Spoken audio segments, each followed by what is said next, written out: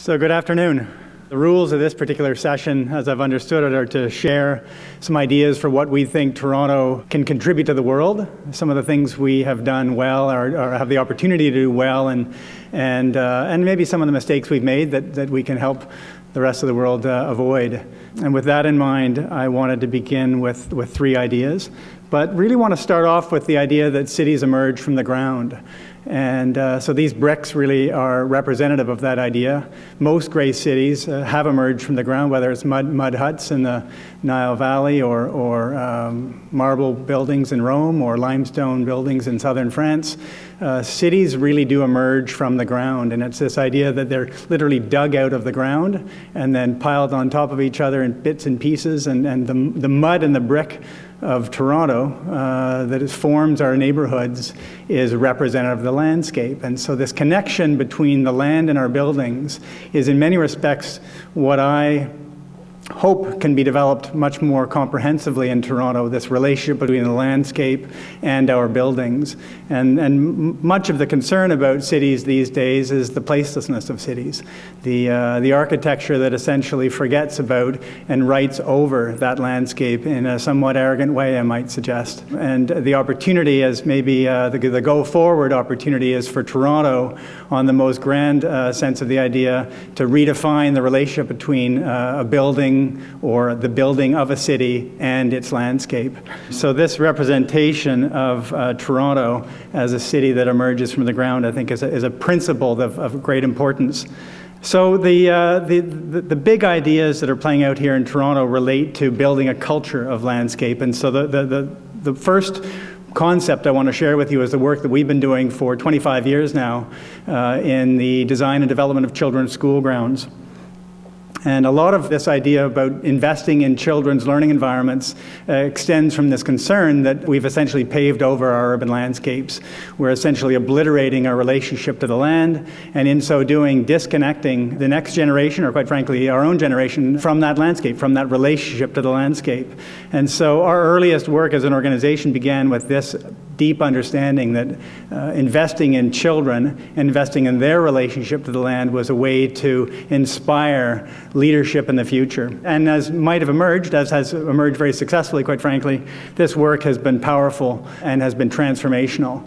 There are roughly 16,000 schools in Canada, and we've worked with almost 5,000 of these schools across the country. But our most prominent efforts have been here in Toronto in transforming children's day-to-day environments at their school properties and creating messy, provocative, creative spaces where children interact with the landscape. These are not high-designed landscapes. These are not done by some of the special landscape architects of the world, but they are done by an incredibly creative group of neighborhood interests and children and teachers. And the result of this is powerful. It does deeply instill a connection to the land, and I think it has the opportunity to transform the next generation's values around landscape and how landscape is a critical investment theme for the development of a great city. The development of these landscapes, this particular image is of a kind of lab-type space we have at the Brickworks, at Evergreen Brickworks, and a bit of a transition point in my themes from the school ground work we've been doing to the investment we've made at Evergreen Brickworks down in the valley. But this particular space, for 20 some odd years, we were operating out of an office space in downtown Toronto, distributing ideas across the country, trying to get schools inspired by the landscape. And then we had this immensely unique opportunity, standing on the shoulders of the TRCA and various people at the City of Toronto Parks Department, to take over this abandoned industrial site in the middle of the valley. And a bold move for a reasonably small not-for-profit, a reasonably small charitable organization to invest in a boarded-up old industrial complex that had really no imagined future other than some great investments in the quarry that were supported by the Weston family, among others, to preserve and protect the landscape. But this complex of old buildings has become something very magical.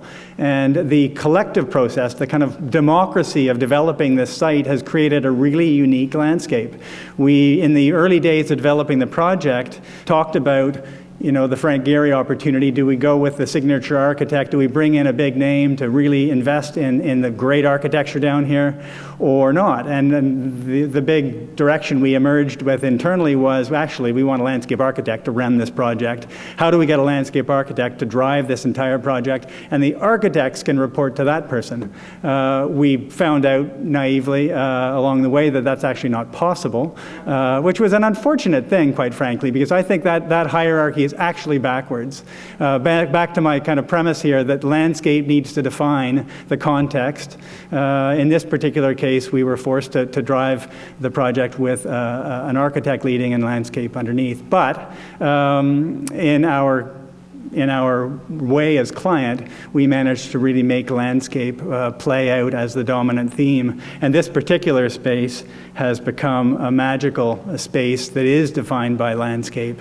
And it does set a standard for how landscape can interact with buildings in a really provocative way. So the development of Evergreen Brickworks has been messy. It's comprehensive in its programming offering, which is something that I think is understated or underrepresented regularly, which is that design is on one end of the spectrum, important, critical, essential, great design, a vision for design, but at the other end of the spectrum, and in a very related way, is the deep need for active programming. And so the framework of a design is critical, but active dynamic programming where the community can interact with that land and iterate that land and modify and evolve it in relationship to the use is a critical demand of that. And that's why this particular image, the one I just showed you, is such a dynamic, incredible space, because it's different every time people go to it. It's constantly changing. And the Brickworks as a site is representative of that same idea.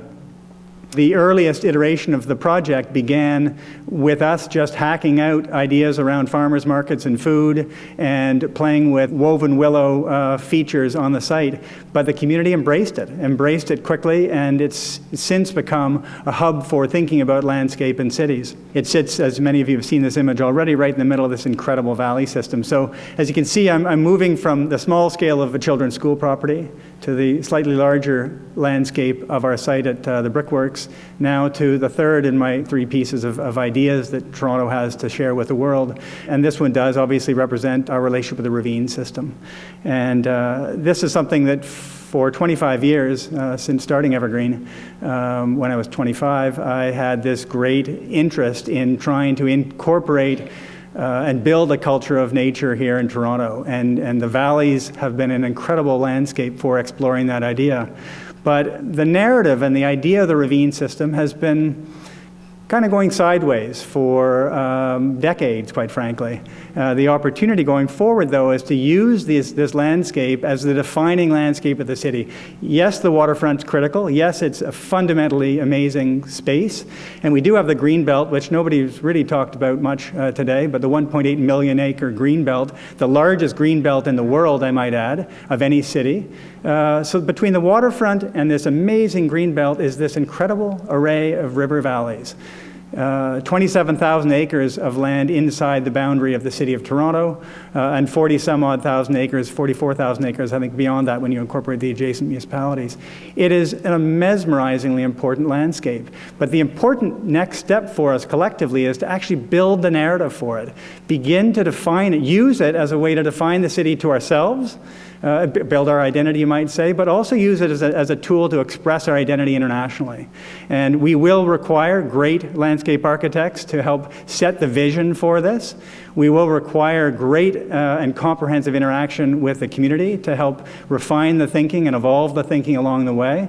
In our great democratic way, I think the City of Toronto will embrace this big idea of moving on the ravine system as our fundamental defining asset as a city. These ravines, as people have spoken about already, really do connect communities and people. They connect the rich neighborhoods and the poor neighborhoods. They connect the cultural diversity of the city in a remarkable way. Like all of the kind of web concepts out there right now, this networking linear park system that is powerful like the High Line, but powerful more so like Central Park. But beyond all of those things, it's this woven network of green spaces that in one corner can be chaotic and industrial and gritty, and in the other can be pristine and quiet and serene. And it's the idea of knitting all these spaces together and finding an identity in that I think is available to the City of Toronto as a major, major contribution to the global stage and to the realm of landscape architecture internationally. Many of these spaces in the ravine system people have never seen. They're just hidden little gems. And my hope over the next little while is we begin to build the identity, connect people with these landscapes. This is an art piece down at the Brickworks that we commissioned with an artist, Ferruccio Sardella. And it's a way of looking at the city. People don't realize that this huge piece, and it's quite a bit taller than you can actually see with this image, actually is a map of the City of Toronto. We're so used to seeing the map of the City of Toronto as a grid of streets.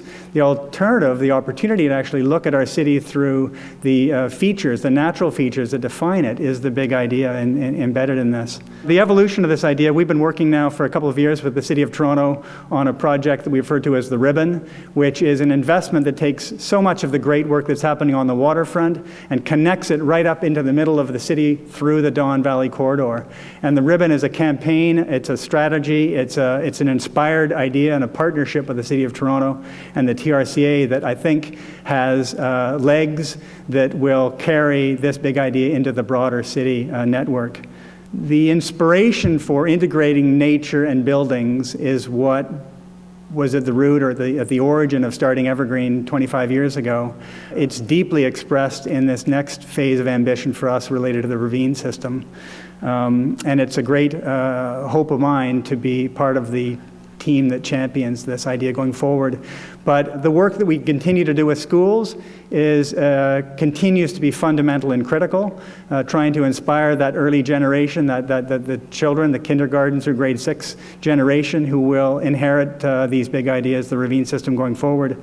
So Toronto has, if I can just recap briefly, the great leadership we've expressed in the development of our children's landscapes, our children's school properties. That's a big idea globally, and it is a particular idea that here in Toronto we are the global leaders in this space, without any doubt. Toronto and the work that Evergreen is doing with a network of others are global leaders in the development of early childhood and children's learning spaces. The Brickworks as a hub has some profound messages associated with landscape and buildings, and it is something to be shared with internationally. And the ravine system is the third big idea to share with the world. There are some things that aren't being done well here, and there are a whole bunch of things that aren't being done well here, quite frankly. I won't go into the long list, but if I highlight two quick ones for you.